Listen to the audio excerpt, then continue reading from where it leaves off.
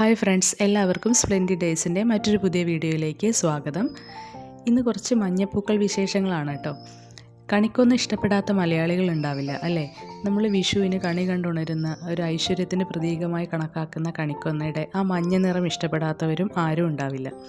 മഞ്ഞപ്പൂക്കൾ നമ്മുടെ ഗാർഡനിൽ വെച്ച് പിടിപ്പിച്ചാൽ അത് കണ്ടുകൊണ്ട് ഒരു ദിവസം തുടങ്ങിയാൽ ഉള്ള ഗുണങ്ങളെ പറ്റിയൊക്കെ നിങ്ങളും വായിച്ചിട്ടുണ്ടാവും. മഞ്ഞ നമ്മൾ എപ്പോഴും ഒരു കളർ ഓഫ് പ്രോസ്പെരിറ്റി എന്നാണ് കണക്കാക്കുന്നത്. ഒരു ഐശ്വര്യത്തിൻ്റെ, സന്തോഷത്തിൻ്റെയൊക്കെ നിറമായിട്ടാണ് മഞ്ഞ നമ്മൾ കണക്കാക്കുന്നത്. അപ്പോൾ എൻ്റെ ഗാർഡനിലെ കുറച്ച് മഞ്ഞപ്പൂക്കൾ വിശേഷങ്ങളാണ് ഇന്നത്തെ വീഡിയോയിൽ ഉൾപ്പെടുത്തിയിരിക്കുന്നത്.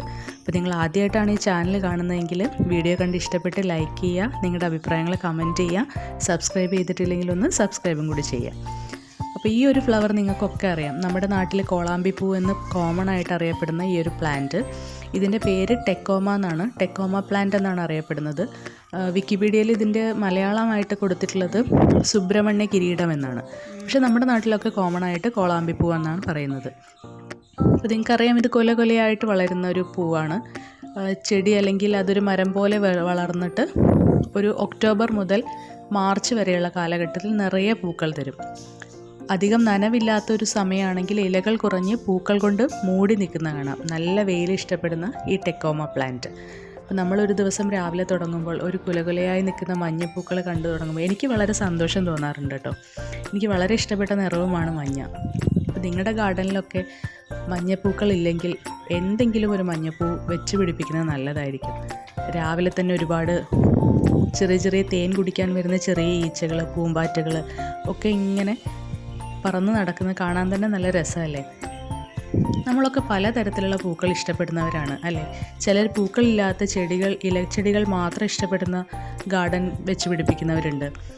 അല്ലെങ്കിൽ തെച്ചി, ചെമ്പരത്തി, അങ്ങനത്തെ നാടൻ കോളാമ്പി പൂ, അങ്ങനത്തെ നാടൻ പൂക്കളൊക്കെ വെച്ച് പിടിപ്പിച്ച് നമ്മുടെ ചിത്രശലഭങ്ങളെയും കിളികളെയും ഒക്കെ ആകർഷിക്കുന്ന ബട്ടർഫ്ലൈ ഗാർഡൻ ഒരുക്കുന്നവരും ഉണ്ട്. അപ്പോൾ എനിക്ക് രണ്ട് തരം ചെടികളും ഇഷ്ടമാണ്. ഇലച്ചെടികളും ഇഷ്ടമാണ്, പൂക്കളുള്ളതും ഇഷ്ടമാണ്, തേനുള്ളതും തേനില്ലാത്തതും, അങ്ങനെ പല പൂക്കൾ നിറഞ്ഞ ഗാർഡൻ. പിന്നെ അടുത്ത ഒരു മഞ്ഞച്ചെടി എന്ന് പറയുന്നത് ഈ അലമാണ്ടയാണ്. അലമാണ്ട നിങ്ങൾക്കൊക്കെ അറിയാം, പല വെറൈറ്റി ഉണ്ട്. ശരിക്കും പൂക്കൾ ഈ കോളാമ്പി പോലെ ആണെങ്കിലും അലമാണ്ടയിൽ തന്നെ നീളത്തിൽ ഇങ്ങനെ തണ്ട് പോയിട്ട് നിറയെ പൂത്ത് നിൽക്കുന്നതുണ്ട്.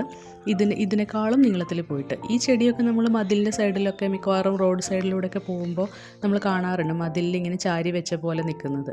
അല്ലെങ്കിൽ പിന്നെ PVC പൈപ്പിലൊക്കെ ഒരുമിച്ച് പിടിച്ച് കെട്ടി ഒരു കുട പോലെ വിരിഞ്ഞ് നിൽക്കുന്നതൊക്കെ. അലമാണ്ടയും അതുപോലെ തന്നെ നന്നായിട്ട് ഒരു വർഷം മുഴുവൻ പൂ തരുന്ന ഒരു ചെടിയാണ്. ആർച്ച് പോലെയൊക്കെ വളർത്തിയാൽ നല്ല ഭംഗിയുണ്ടാവും. പിടിച്ച് കിട്ടാൻ കുറച്ച് പാടാണ്, എന്നാലും നിറയെ പൂക്കൾ വർഷം മുഴുവൻ ഉണ്ടാവും. പിന്നെ നമ്മുടെ കോമൺ ആയിട്ടുള്ള ചെണ്ടുമല്ലി, ഇത് സീസണൽ പ്ലാന്റ് ആണ്. ഓണക്കാലത്താണ് നമ്മളധികം ചെണ്ടുമല്ലികൾ ഉണ്ടാവുക.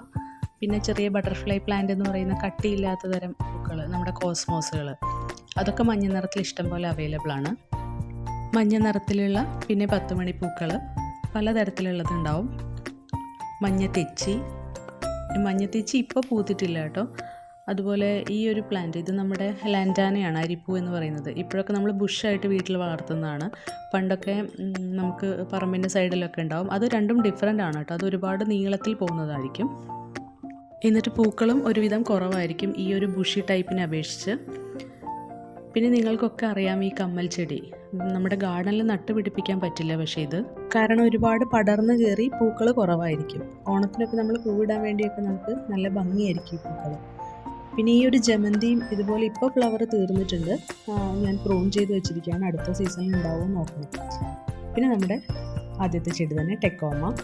അപ്പോൾ നിങ്ങൾക്ക് എല്ലാവർക്കും മഞ്ഞപ്പൂക്കൾ ഇഷ്ടമാണെന്ന് ഞാൻ വിചാരിക്കുന്നു. ഇതിനെല്ലാം പുറമെ നമ്മൾക്ക് ഈ ഹോസ്പിറ്റലുകളിലും അല്ലെങ്കിൽ ഹോട്ടലുകളിലൊക്കെ നിലം പറ്റി വളരുന്ന ഒരുതരം മഞ്ഞപ്പൂക്കൾ, ചെറിയ മഞ്ഞപ്പൂക്കളുള്ള ചെടികളുണ്ട്. പിന്നെ കോസ്മോസ് ഉണ്ട്. പലതരത്തിലുള്ള മഞ്ഞപ്പൂക്കളുണ്ടാവും ഇതിന് പുറമെ. അപ്പോൾ ഇത്രയൊക്കെ ഉള്ളൂ എൻ്റെ ഗാർഡനിലെ മഞ്ഞപ്പൂക്കൾ വിശേഷങ്ങൾ. പിന്നെ എല്ലാവരും സേഫായിട്ടിരിക്കുന്നു എന്ന് വിചാരിക്കുന്നു. ഞാൻ എന്തായാലും കൊറോണയുടെ പിടിയിൽപ്പെട്ടു. കുറച്ച് അസ്വസ്ഥതകളൊക്കെ ഉണ്ട്. അത് മാറിയിട്ട് പുതിയ വീഡിയോകളായിട്ട് വരാം നിങ്ങളുടെ അടുത്തേക്ക്. അപ്പോൾ എല്ലാവരും സ്വയം സൂക്ഷിക്കുക, ശ്രദ്ധിക്കുക. അപ്പോൾ വീഡിയോ കണ്ടതിന് നന്ദി. Thanks for watching.